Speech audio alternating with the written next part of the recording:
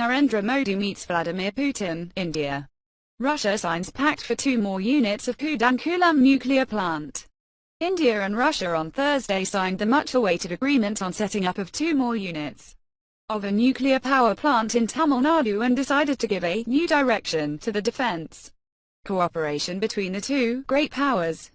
The two countries also decided to hold the first tri-services exercises named Indra 2017 this year and start joint manufacturing of frigates, adding on to the co-production of KAMOV 226 military helicopters. These decisions were taken at the wide-ranging talks between Prime Minister Narendra Modi and Russian President Vladimir Putin here, which covered issues like terrorism and increasing trade and investment. Addressing the media jointly with Putin after the talks, Modi said the relations between India and Russia have been unwavering, based on mutual love, respect and strong trust. From culture to security, our relations have been at par. We speak in one language, he added. He said the two leaders have decided to speed up the bilateral cooperation in all fields, for which an action plan has been devised. Noting that India and Russia were celebrating the 70th anniversary of their relations, Modi said there has been no impact on the ties in all these decades. Putin described the talks as substantive and said the India-Russia partnership is developing into strategic and privileged one.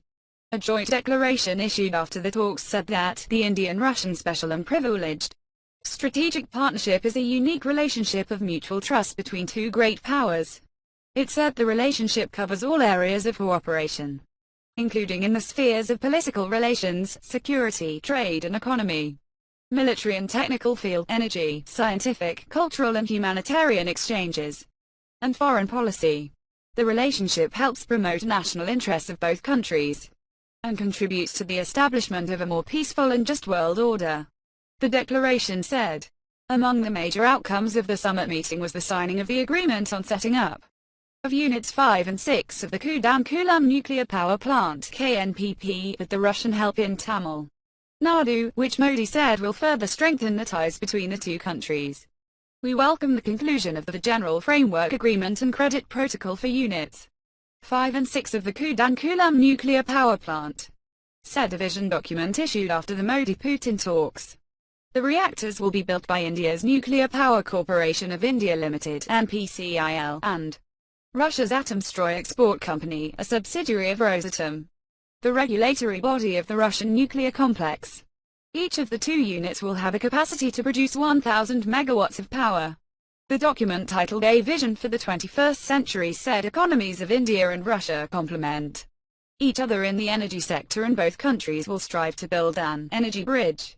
It said the future of Indian-Russian cooperation holds great promise across a wide spectrum, covering nuclear power, nuclear fuel cycle and nuclear science and technology.